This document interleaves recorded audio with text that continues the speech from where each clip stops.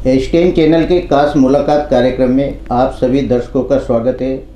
हम हर रोज़ शहर की एक नई सक्सेस से आपको रूबरू कराते हैं। आज इसी कड़ी में हमारे साथ समाज कल्याण विभाग के डिप्टी डायरेक्टर ओम प्रकाश जी तोषनीवाल साहब हैं।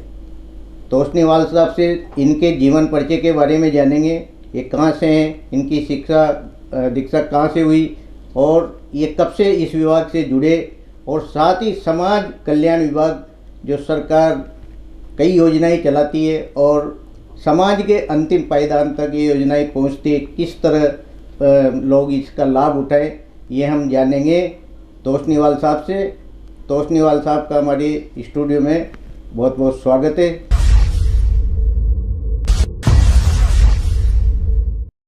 तोषनीवाल साहब, आपका हमारे स्टूडियो में बहुत बहुत स्वागत है। Thank you. तोषनीवाल साहब, आप अपने जीवन परिचय के बारे में बताएं हमारे दर्शकों को कि आप कहाँ से हैं और कहाँ से आपने शिक्षा ग्रहण की। मैं मूलतः चित्तौड़गढ़ का रहने वाला हूँ, वहीं मेरा जन्म हुआ।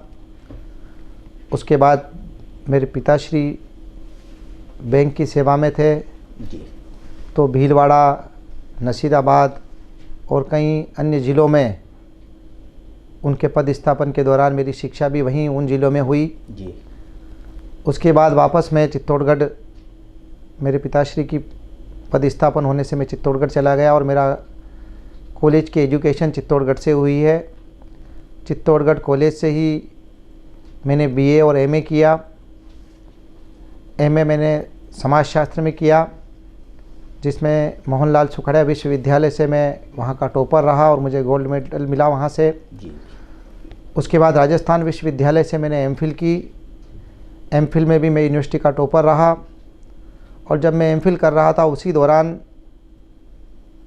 राजस्थान सरकार की ओर से राजस्थान लोक सेवा आयोग से सामाजिक न्याय एवं अधिकारिता विभाग, जिसका पूर्व में नाम समाज कल्याण विभाग था जी।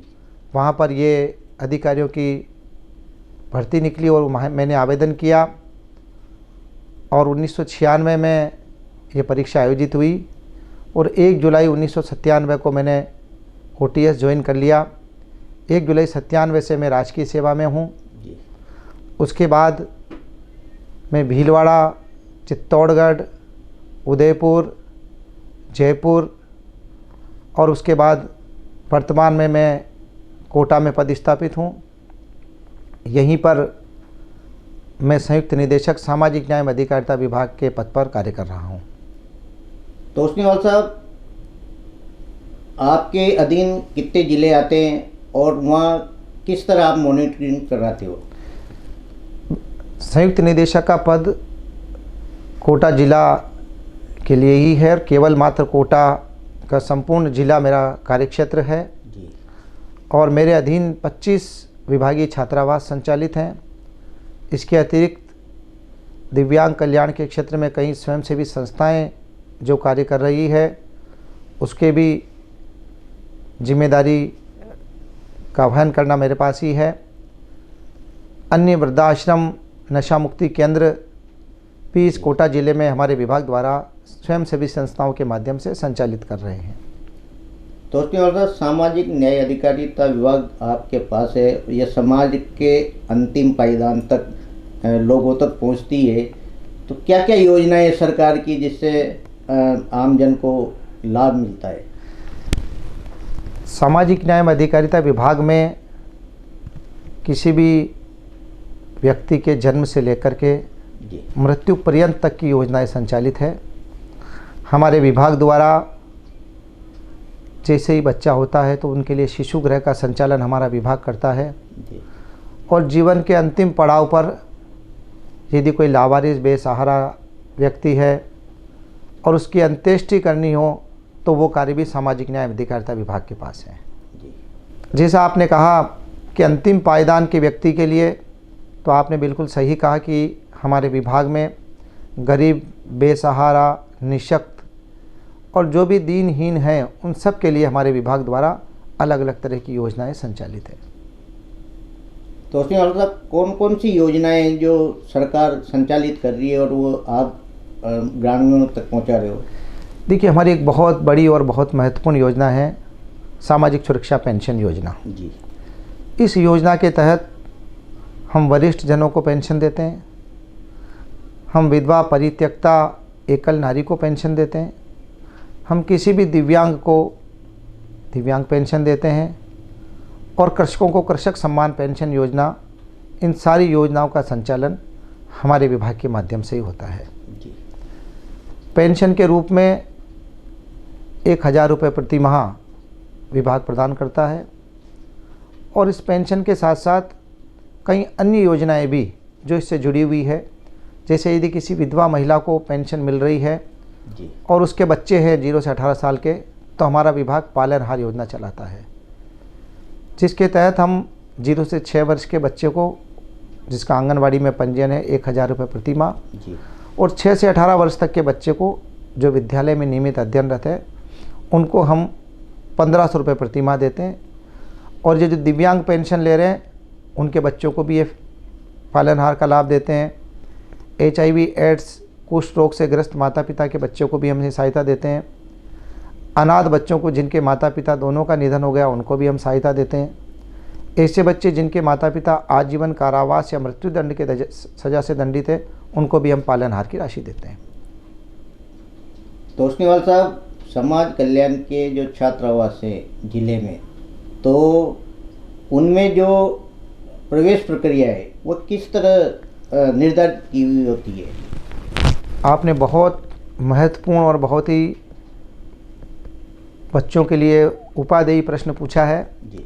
कि समाज कल्याण के छात्रावास में जो बच्चे अध्ययनरत हैं उनको ये जानकारी नहीं होती कि आवेदन कहाँ करना है, और वे छात्रावासों में चक्कर लगाते हैं कई बार। जी। सरकार ने बहुत ही सहज और सरल प्रक्रिया कर ली है। वे अपने जन आधार के माध्यम से किसी भी मित्र केंद्र पर जाकर अपना आवेदन कर सकते हैं। वो SSO ID बना करके मोबाइल पर भी अपना आवेदन कर सकते हैं। कक्षा 6 से लेकर कक्षा 12 तक के हमारे छात्रावास ज़िले में संचालित हैं, और जो बालिकाएं हैं उनके लिए कोटा जिला मुख्यालय पर कॉलेज लेवल के छात्रावास भी चलते हैं। यानी अगर कोई बहन हमारी कॉलेज में पढ़ रही है तो उनके लिए भी हमारे 5 छात्रावास कोटा जिला मुख्यालय पर संचालित हैं। सभी की आवेदन प्रक्रिया समान है, और जो प्रवेश की वरीयता है वो भी ऑनलाइन पोर्टल से अपने आप मेरिट के आधार पर उनकी मेरिट लिस्ट निकल जाती है, और जिस मोबाइल से उन्होंने आवेदन किया है उस पर उन्हें मैसेज भी चला जाता है कि आपका आवेदन स्वीकार हुआ है, आप आकर के छात्रावास में प्रवेश लेना प्रारंभ करें। तोषनीवाल साहब, कोरोना का समय आपने देखा, हाड़ौती में कई जो पालनहार योजना के अंतर्गत जो अनाथ हो गए थे बच्चे, तो आप लोगों ने उन तक सहायता पहुंचाने में बहुत आपका विभाग आगे रहा। जिले में आपने प्रत्यक्ष में देखे होंगे किस तरह की स्थिति थी उन बच्चों के सामने? सर, जो कोरोना से जिन बच्चों ने अपने परिजनों को खो दिया है वो हम सब के लिए एक दुखद बात है, लेकिन सरकार ने उन परिस्थितियों में भी उनकी सहायता करने में कोई कमी नहीं रखी। ऐसे बच्चे जिनके माता पिता कोरोना से निधन हो गया उनको 1 लाख रुपया, जिनके माता पिता दोनों का निधन हुआ, एकमुश्त सहायता दी, और 18 वर्ष की आयु होने पर उन्हें 5 लाख रुपए की सहायता भी सरकार ने उपलब्ध कराई है। कोटा ज़िले में अब तक ऐसे 3 बच्चे हैं जिनकी आयु 18 वर्ष से अधिक हो गई है, और उन्हें 5-5 लाख की राशि भी स्वीकृत की जा चुकी है। और ऐसे बच्चों को 2500 रुपये प्रति माह पालनहार के रूप में भी सहायता राशि प्रदान की जा रही है। ऐसी बहनें जिनके पति का निधन कोरोना से हो गया उनको भी 1 लाख रुपए की राशि दी गई, और उन्हें पेंशन भी दी गई, और उनके बच्चों को पालनहार की राशि भी दी गई। इसके साथ साथ 50,000 रुपये की कोरोना एकमुश्त सहायता और दी गई है, वो भी सभी लोगों को दी गई है। ज़िले में करीब 900 से अधिक ऐसे व्यक्ति हैं जिन्हें यह राशि अब तक दी जा चुकी है। तोषनीवाल साहब, जो सामूहिक विवाह सम्मेलन होते हैं, जैसे कि शहरी क्षेत्र हो चाहे ग्रामीण क्षेत्र हो, तो इसमें एक आपके विभाग की ओर से अनुदान राशि दी जाती है। तो कई लोग तो यही नहीं समझ पाते कि अनुदान राशि किस तरह प्राप्त करें, इसकी क्या प्रक्रिया है? और किस तरह दी जाती है? ये जो विवाह अनुदान सहायता योजना है, हमारे विभाग द्वारा व्यक्तिगत विवाह पर अनुदान देने का प्रावधान है। जो आपने सामूहिक विवाह की कही है, जी जी। वो महिला अधिकारिता विभाग के माध्यम से सामूहिक विवाह पर अनुदान दिया जाता है। लेकिन आपने बहुत अच्छी बात कही कि हमारे विभाग द्वारा भी विवाह पर सहायता दी जाती है। कोई भी बीपीएल परिवार या विधवा महिला या कोई भी दिव्यांग, यदि विधवा महिला की बेटी, बीपीएल परिवार की बेटी, कोई पालनहार की लाभार्थी बेटी अगर विवाह करती है या उसके परिजन उसका विवाह करते हैं, तो उन्हें विभाग द्वारा, यदि वो बेटी 10वीं से कम पढ़ी लिखी है तो 21,000 रुपया, यदि 10वीं से अधिक लेकिन ग्रेजुएशन से नहीं की उसने तो 31,000 रुपये, और यदि वो ग्रेजुएट है तो 41,000 रुपये की सहायता दी जाती है। यदि हमारी बेटी अनुसूचित जाति, जनजाति या अल्पसंख्यक वर्ग से संबंधित है तो उन्हें 10,000 रुपये की अतिरिक्त सहायता दी जाती है। इसके अतिरिक्त कोई राष्ट्रीय स्तर के खिलाड़ी हमारी बहन शादी करती है तो उसके विवाह पर भी हम यह सहायता राशि देते हैं। कोई दिव्यांग यदि विवाह कर रहा है तो उसके दिव्यांग के विवाह पर यदि वो 40% से 80% के बीच में दिव्यांगता रखता है तो उसको हम 50,000 रुपये की राशि देते हैं, और यदि वो 80% से अधिक दिव्यांग है तो उसको हम 5 लाख रुपए की राशि विवाह सहायता के समय प्रदान करते हैं। यदि अनुसूचित जाति का कोई भी लड़का या लड़की किसी सवर्ण हिंदू से विवाह करते हैं तो उसको हम 10 लाख रुपए की सहायता राशि देते हैं। 5 लाख रुपया उनके जॉइंट अकाउंट में नगद ट्रांसफ़र करते हैं और 5 लाख रुपए की एक एफडीआर जो 8 साल के बाद उन्हें वो राशि मिलती है, वो सहायता राशि हम प्रदान करते हैं। इसकी प्रक्रिया कैसे की जाती है? विभाग द्वारा संचालित जो विवाह अनुदान सहायता राशि है उसके लिए आपको ई मित्र पर जाना है या एसएसओ आईडी के माध्यम से वे अपने जन आधार से वो आवेदन कर सकते हैं। और सबसे अच्छी बात यह है कि इन सारी सहायता राशियों में बहुत ज़्यादा दस्तावेजों की आवश्यकता नहीं है। यदि आपके जन आधार में आपने अनुसूचित जाति का अंकन करा रखा है, आपने अपने बीपीएल कार्ड का आपने उसमें करा रखा है, और यदि लड़का और लड़की राजस्थान बोर्ड से पढ़े हैं तो उनकी हम उम्र का प्रमाण पत्र भी सीधा का सीधा माध्यमिक शिक्षा बोर्ड की वेबसाइट से उस पर फेच किया हुआ है। केवल मात्र उनको विवाह का पंजीयन प्रमाण पत्र जारी करवाना है, और यदि उसको भी वो उसमें करा लेते हैं तो कोई भी डॉक्यूमेंट इन विवाह अनुदान पर नहीं लगाना है। और एक सबसे बड़ी बात यह है कि इन सारे विवाह अनुदान के लिए अगर किसी दस्तावेज को उन्हें डालना है तो पोर्टल पर ही अपलोड कर दें, जिससे कई बार आप देखते होंगे कई आपको मिलती होगी कि भाई वो दस्तावेज तो हमने लगाया लेकिन विभाग ने हटा दिया। तो वो सारी समस्याएं अब इस पोर्टल पर आवेदन की प्रक्रिया होने से सारी की सारी समस्याओं का अब समाधान हो गया है। और हम पोर्टल पर जैसे ही आवेदन आते हैं हमारी कोशिश रहती है कि हम आगामी 3 दिन में उस आवेदन का डिस्पोजल कर दें जो विवाह सहायता के प्राप्त होते हैं, और पालनहार के आवेदन को तो हम दूसरे दिन ही पोर्टल से निस्तारण कर देते हैं। तोषनीवाल साहब, कई बार सामाजिक सुरक्षा पेंशन के बारे में देखने को पढ़ने को मिलता है कि समय पर नहीं आती, तो इसका रीजन क्या होता है? विभागीय या ऊपर सरकारी स्तर से इस चीज़ का? सामाजिक सुरक्षा पेंशन योजना की जो स्वीकृति है वो जन आधार के माध्यम से सीधी होती है। सारा ऑटो सिस्टम कर दिया है, और जब एक बार स्वीकृति जारी हो जाती है तो इसका बिल हमारे निदेशालय जयपुर से सीधा ही कोषालय जयपुर को जाता है, और पूरे प्रदेश में जयपुर से ही उनका भुगतान होता है। जैसा आप कह रहे हैं कि कुछ प्रकरणों में पेंशन की राशि में विलम्ब हुआ है, तो चुनाव की आचार संहिता के कारण वो पेंशन की राशि के बिल हमारे तैयार थे, लेकिन वो एक व्यक्तिगत लाभ की योजना है इसलिए उनकी राशि उस समय नहीं मिल पाई। अब सारी की सारी राशि धीरे धीरे आ रही है, और कुछ विलम्ब जो हो रहा है उसके पीछे कारण ये है कि उन्होंने अपना भौतिक सत्यापन नहीं करवाया। आज के इस अवसर पर जो आपने मुझे बहुत अच्छा अवसर दिया यहाँ, कि अभी भी कोटा ज़िले के करीब 40,000 पेंशनर ऐसे हैं जिनको अपना भौतिक सत्यापन प्रतिवर्ष नवंबर और दिसंबर माह में करवाना होता है, उन्होंने अब तक नहीं करवाया है। राज्य सरकार द्वारा इसकी तिथि 28 फरवरी कर दी गई है, मैं सारे पेंशन के लाभार्थी जिनकी राशि उनके बैंक खातों में जमा नहीं हुई है, मैं उनसे अनुरोध करूंगा कि वो अपने ई मित्र पर जाएं या फिर अपने मोबाइल ऐप, अब मोबाइल ऐप पर भी सीधी सुविधा दे दी है कि वो अपने मोबाइल ऐप के माध्यम से भी अपना भौतिक सत्यापन करा सकते हैं। वे सारे के सारे पेंशन के लाभार्थी अपना भौतिक सत्यापन 25 फरवरी तक ही करवा लें, ताकि आगामी माह के बिल में उनकी जो पेंशन की राशि जो 2 महीने 3 महीने से नहीं आ रही है, सारी की सारी राशि एक साथ उनके खाते में जमा हो सके। तो उसनेवाल साहब, जो छात्राओं के लिए स्कूटी योजना है, सावित्री फूले और देवनारायण योजना के अंतर्गत, तो जिले में कितनी स्कूटी देने का प्रावधान है? अभी तक कितने अपन वितरित कर चुके?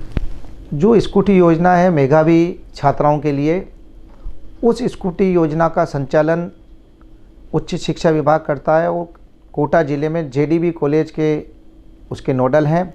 हमारे विभाग द्वारा दिव्यांगजनों को स्कूटी का प्रावधान है। इस वर्ष 144 स्कूटी का लक्ष्य हमें प्राप्त हुआ था। 600 से अधिक आवेदन आए थे और जो मेरिट है निष्पक्षता की जी, उसके आधार पर 144 ही स्कूटी स्वीकृत की जा चुकी है और सबको वितरित भी की जा चुकी है। 60% से जो अधिक दिव्यांग हैं उन सभी दिव्यांगों को स्कूटी दी गई है जो आवेदन की पात्रता रखते थे। अभी भी काफ़ी आवेदन पत्र, चूँकि हमारे लक्ष्य जितने थे उतनी ही स्कूटी हमें मिल पाई है, तो वो अभी तक हमारी प्रतीक्षा सूची में है। तो उसके बाद साहब, विशेष योग्यजन जो होते हैं उनके रोजगार के लिए क्या विभाग के पास योजनाएं हैं? दिव्यांगों के रोजगार के लिए विभाग द्वारा मुख्यमंत्री विशेष योग्यजन ऋण स्वरोजगार योजना का संचालन हो रहा है। मुझे बताते हुए बहुत खुशी है कि आदरणीय जिला कलेक्टर महोदय ने 29 तारीख को ही इसकी मीटिंग ली है कि ज़िले में कितने दिव्यांगों को ऋण आवेदन किए हैं, कितने को ऋण नहीं मिला है, आवेदन कहाँ लंबित है। और मौके पर ही श्रीमान जिला कलेक्टर महोदय ने लीड बैंक के अधिकारियों को यह भी निर्देश दिए हैं कि वे सभी बैंक शाखाओं से संपर्क करके उनके ऋण स्वीकृत कराएं। अब तक ज़िले में ऐसे 13 लोगों को हम ऋण दे चुके हैं और करीब 74 आवेदन पत्र हमने बैंकों को प्रायोजित किए हैं। आगामी 26 फरवरी को श्रीमान जिला कलेक्टर महोदय ने पुनः मीटिंग रखी है ताकि जो कार्य इस लोन का उन्होंने बैंक अधिकारियों को सौंपा है उसका क्या फॉलोअप रहा है। और हमारे विभाग द्वारा दिव्यांगों को ऋण के साथ साथ 50,000 रुपये की अनुदान सहायता भी दी जाती है, जो ऋण राशि का 50% या अधिकतम 50,000 रुपये जो भी न्यूनतम होगा वो हम स्वरोजगार के लिए ऋण के साथ साथ अनुदान भी उनको स्वीकृत करते हैं। और जो दिव्यांग अपना पेमेंट समय पर करते हैं जी, उनके ब्याज पर भी हम अतिरिक्त छूट हमारे विभाग से उस दिव्यांग लाभार्थी को देते हैं। तो उसके बाद साहब, सामाजिक न्याय अधिकारिता विभाग की ओर से जिले में सामाजिक कल्याण की योजना के लिए क्या जागरूकता शिविर लगाए जाते हैं ताकि लोग जुड़े? अभी ज़िले में आपने देखा होगा कि विकसित भारत संकल्प यात्रा के शिविर चल रहे थे। जी, श्रीमान जिला कलेक्टर महोदय ने निर्देश प्रदान किए कि इन सारे शिविरों में विभाग के कार्मिक जाए और अपनी अपनी योजनाओं का प्रचार प्रसार करें और जो विभागीय योजनाएं जिनके भौतिक सत्यापन हैं, चाहे किसी के आवेदन पत्र आक्षेपित हैं, तो उन कमियों को दूर कराएं। उसके बहुत सकारात्मक परिणाम आए हैं और हमारे पालनहार योजना के करीब 4,000 से अधिक लाभार्थियों का रिन्यूअल इस संकल्प अभियान के दौरान हुआ। साथ ही साथ श्रीमान जिला कलेक्टर महोदय के निर्देश थे कि योजनाओं के प्रचार प्रसार का एक बड़ा सा फ्लेक्स भी उसमें लगाएं। हमने वो भी लगवाया है और पैम्पलेट के माध्यमों से भी हमने किया है। इसके अतिरिक्त ज़िले में दिव्यांगों के अभी सहायता के लिए 29 शिविर अलग अलग स्थानों पर हुए हैं और वहीं मौके पर ही एलिम्को कानपुर और एडिप की टीम वहाँ आई है, जिसने वयोश्री योजना के तहत वरिष्ठ जनों के चश्मा, दांत, छड़ी आदि का ऑनलाइन पोर्टल पर पंजीयन करके उनके आवेदन स्वीकार किए। इसी प्रकार दिव्यांगों के मोटराइज ट्राईसाइकिल, व्हील चेयर, बैसाखी, caliper, blind stick, smart cane, उनके आवेदन भी मौके पर ही वहीं पर ई मित्र लगाए गए थे, जिनके माध्यम से ये आवेदन भी किए गए। साथ ही साथ मैं मीडिया को भी धन्यवाद देता हूं कि जब भी हमारी कोई योजना होती है, चाहे वो भौतिक सत्यापन की हो, चाहे आवेदनों के आक्षेप की हो, चाहे हमारी किसी आवेदन की तिथियों को लेकर के हो, तो वहाँ से भी हमें बहुत सकारात्मक सहयोग मिलता है। और समय समय पर इन प्रचार प्रसार का जो माध्यम है, चाहे इलेक्ट्रॉनिक मीडिया हो चाहे प्रिंट मीडिया हो, उनके द्वारा हमारी योजनाओं का व्यापक प्रचार प्रसार भी किया जाता है, ताकि कोई भी लाभार्थी जो योजना का पात्रताधारी हो वो योजना के लाभ से वंचित नहीं रहे। तोषनीवाल साहब, इस विभाग में महिलाओं के लिए क्या विशेष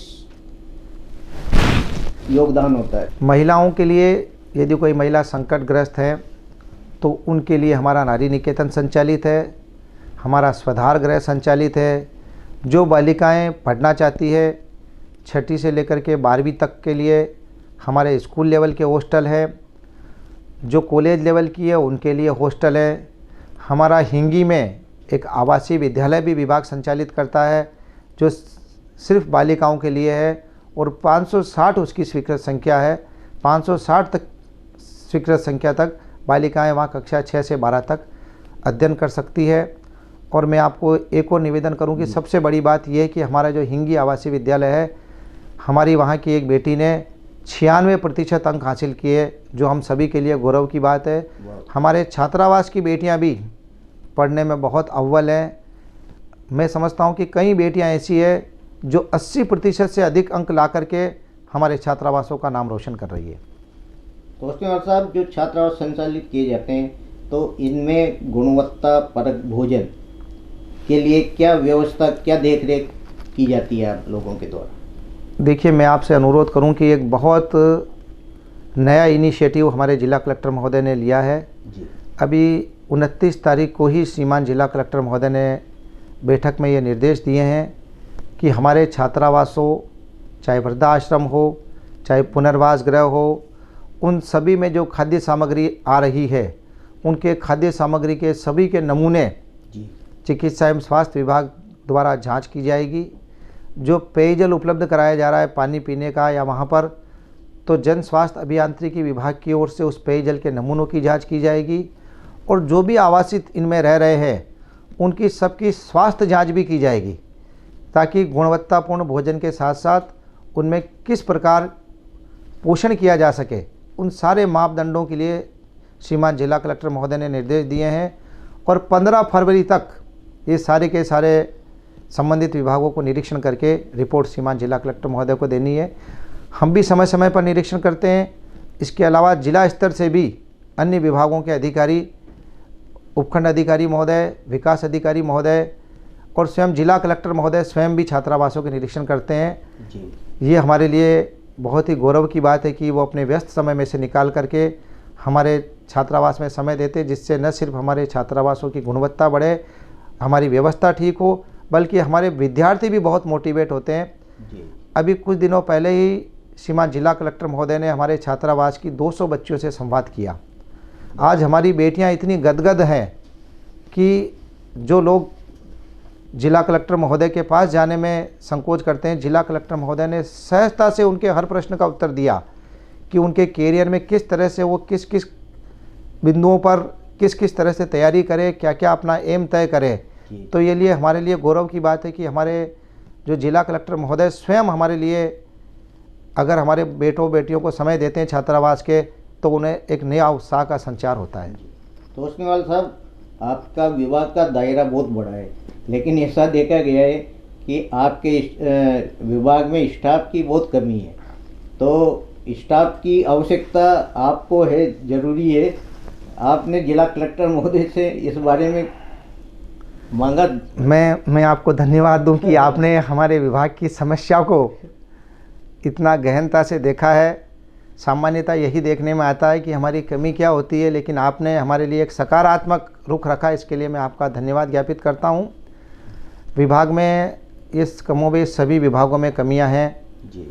हमारे ज़िले में भी हमारे करीब 70 से अधिक पद खाली हैं, लेकिन जब भी हमें आवश्यकता हुई, चाहे छात्रावास अधीक्षक की, हम जिला कलेक्टर महोदय से अनुरोध करते हैं कि किसी शिक्षक को उस पर लगाए, और जिला कलेक्टर महोदय हमारी बात को ध्यान से सुनते हैं, गंभीरतापूर्वक विचार करते हैं और हमें जितना सहयोग हो सकता है, चाहे अभी जो विकसित भारत के शिविरों में हो, चाहे भले हमारे दिव्यांग शिविरों में हो, उन्होंने हमें पूर्ण सहयोग दिया है। और जहाँ जहाँ पर भी हमें किसी विभागों के बीच में कोऑर्डिनेशन की आवश्यकता होती है, जिला कलेक्टर महोदय स्वयं कोऑर्डिनेशन कमेटी की मीटिंग लेकर के हमारी समस्याओं को न्यूनतम करने का प्रयास करते हैं, जो हमारे लिए एक सुखद अनुभूति है। ये थे हमारे साथ जॉइंट डायरेक्टर सामाजिक न्याय अधिकारिता विभाग तोषनीवाल साहब।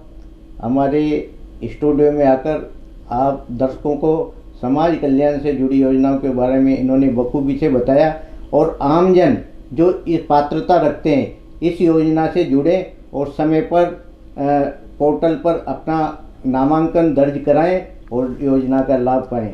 तोषनीवाल साहब, आप हमारे स्टूडियो में पधारे, बहुत बहुत धन्यवाद। धन्यवाद सर। और आप दर्शकों को क्या संदेश देना चाहते हैं? मैं आप सबसे एक ही अनुरोध करूंगा कि जब भी किसी भी योजना के बारे में आप समाचार पत्रों में, प्रिंट मीडिया में, इलेक्ट्रॉनिक मीडिया में या कहीं से भी आपको जानकारी प्राप्त हो, आवश्यक नहीं कि आप उसकी पात्रता रखते हो या आपके लिए ही हो, लेकिन जो भी आपके नज़दीक के लोग हों, आपके आसपास के लोग हैं, जो आपको लगता है कि वो इस योजना की पात्रता रखते हैं, तो आप उन्हें उस योजना के बारे में बताएं, उनके ई मित्र पर आवेदन कराएं। और मैं समझता हूं कि हमारे विभाग में जो योजनाएं हैं वो आपको इस लोक में तो पुण्य और अनुभूति देगी, परलोक में भी आपके लिए पुण्य के एक संचय करेगी। ऐसा मैं आपसे अनुरोध करूंगा और सबसे अपेक्षा रखूंगा कि जो भी आपको ये हमारे विभाग से संबंधित कोई लाभार्थी दिखे, आप उन्हें पूरा सहयोग करके उनके आवेदन कराएं। तोषनीवाल जी, नमस्कार सर। Thank you.